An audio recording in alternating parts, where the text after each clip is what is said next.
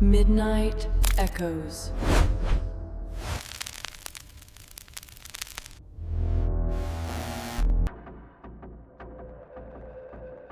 I drove for a service called Night Runners. Think Uber Eats, but exclusively for the late night, graveyard shift crowd. The hours are terrible, the pay is surprisingly great, mostly because very few people want to be out there at 3 in the morning. For months, it was boring. Just drunk college kids ordering burgers or tired nurses grabbing coffee. I got used to the total silence of the city after 2 a.m., where the only light is your own headlights cutting through the fog. One Tuesday night, I was ready to call it quits.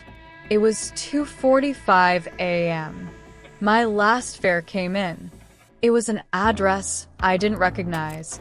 The delivery point was listed as Industrial Park Sector 9. The order itself was weird. A single, small bottle of bottled water. Prepaid with cash, not credit. The customer name was Just K. The GPS led me deep into the abandoned industrial district, where most of the buildings had been shut down for years. The road deteriorated into gravel, and the streetlights sputtered and died behind me. I finally reached the marker. It was a massive, derelict brick warehouse. No logos, no windows on the ground floor. Just a concrete wall of darkness. I checked the app. This was it. My first thought was that it was a prank, but the cash payment had already cleared. I got out of my car.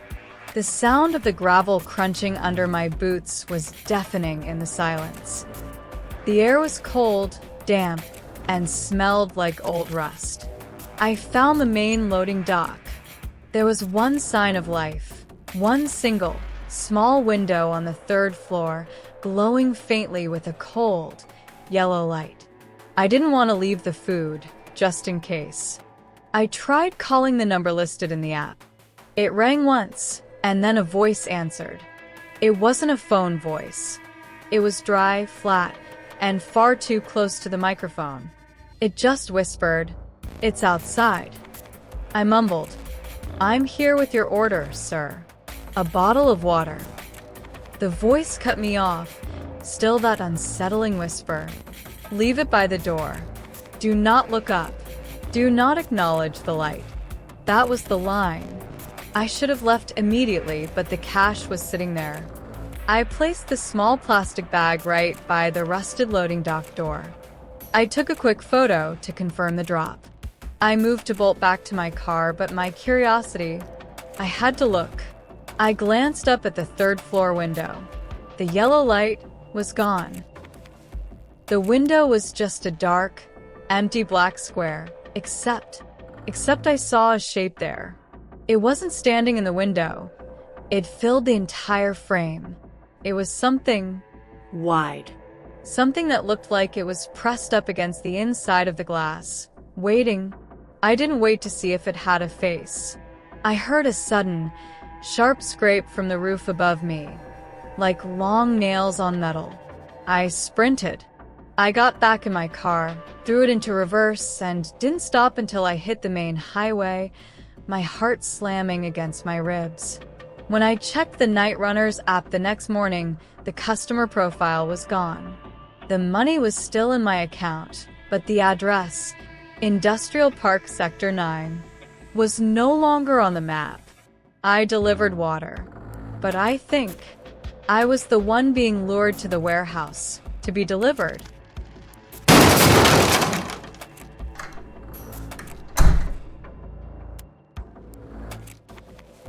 I took the job at the distribution center because the night shift was easy, just surveillance. I sat in a warm room, watching screens of empty aisles. The building was huge, covering maybe 20 acres. Nothing ever moved. For the first few months, the worst thing I saw was a field mouse. Then came the Aisle 7 problem. Aisle 7 held the overflow inventory. It was always cold back there. It started subtly. Every night, between 3 a.m. and 3:30 a.m., the camera feed for aisle 7 would glitch. Just a quick flash of static, a skip in the footage, and it would be gone. I marked it down as electrical interference. But after the third week, I started seeing the shadows. They weren't human shadows. They were long, stretched, and unnaturally fast. You'd see one dart across the floor of aisle 7, so quickly that when you scrolled back to the frame, it was just the empty aisle again. It felt like someone was trying to pass through the camera feed, but they were too fast, or not quite solid enough. Then the inventory started moving. I'd be doing my final rounds at dawn. I'd check the pallets in aisle 7. A box of office supplies, moved 6 inches off the center line. A stack of tape, tilted forward, ready to fall, but stable. It was never a mess.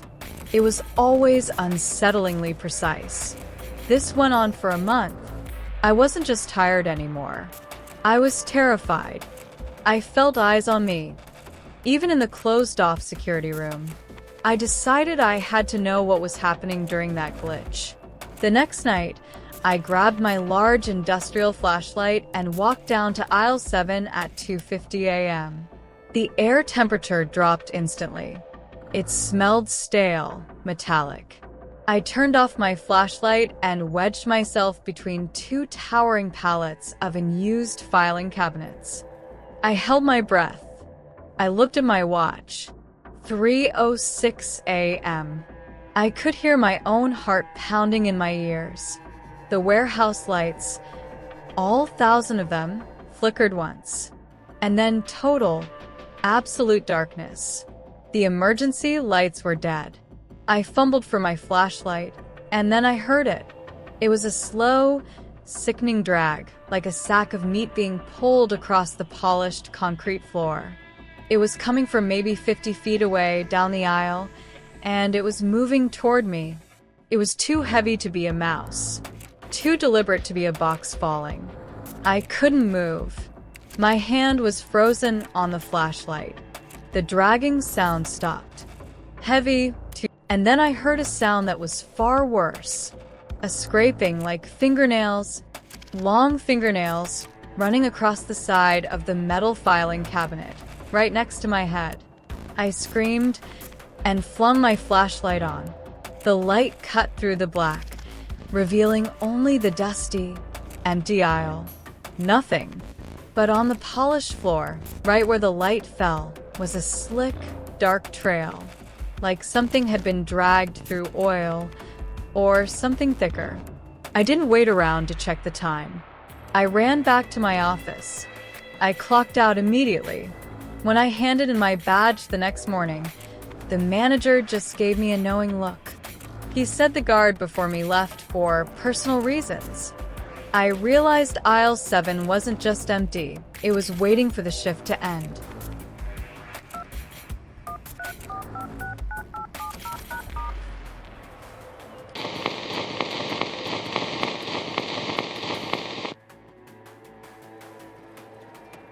This story isn't from the deep web, it's just from the desperate corners of the standard internet. I was broke and searching for any remote work I could find. I was scrolling through a strange, forgotten classified section on an old forum when I saw the title, Nocturnal Custodian Required.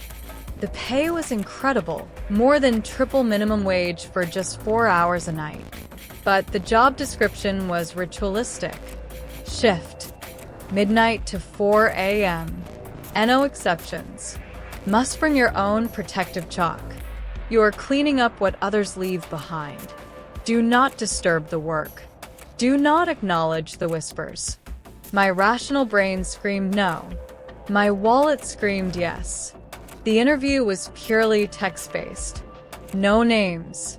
No voice. Just a silent chat with a user named Overseer. They gave me the location, the soundproofed basement of an abandoned municipal library. My training consisted of one final, chilling text message. The work is always happening. Your job is to remove the evidence of the effort. Your safety is guaranteed, as long as you follow the rules. I showed up the first night. The place was freezing. I found the soundproofed room, a small, windowless concrete box. It was completely empty, except for the floor. The floor was spotless, except for a single pile in the very center. It looked organic, like a clump of earth hair and something glistening and pink. It was faintly steaming. It had a smell that was like ozone and spoiled meat mixed together. I remembered the rules. You are cleaning up what others leave behind. I got my mop and bucket. I didn't look at it closely. I cleaned the pile, dumped the contaminated water outside, and bleached the floor until it was sterile. It took me an hour. 3 more hours to go. I sat down and waited. That's when the sounds started. They weren't loud. The room was soundproofed. They were coming from inside the walls. A faint, desperate scraping. Sometimes rhythmic, like someone filing something, sometimes frantic, like fingernails trying to claw through concrete. I remembered the rule. Do not acknowledge the whispers. But they weren't whispers yet. They started on the 3rd night. I was sitting in my cleaned room, waiting for 4 a.m. The scraping had stopped.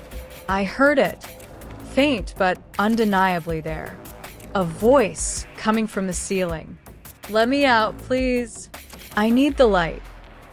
It sounded terrified. I froze. I thought of the rules. Do not acknowledge the whispers. I covered my ears. I sang a song to myself. I stared at the ceiling and pretended I was deaf. I lasted 4 nights. On the 5th night, I finished my cleaning. I was ready to leave. I had picked up my cleaning supplies when I heard the sound, not from the walls, not from the ceiling, but from my own metal cleaning bucket. You did well, custodian. The work appreciates you. I dropped the bucket. The cleaning tools clattered everywhere. I didn't turn back. I ran. I didn't stop until I was in my car, driving 80 miles an hour away from that town. I never contacted the overseer again. But sometimes late at night, when I'm alone and quiet, I swear I can still hear that dry, grateful whisper.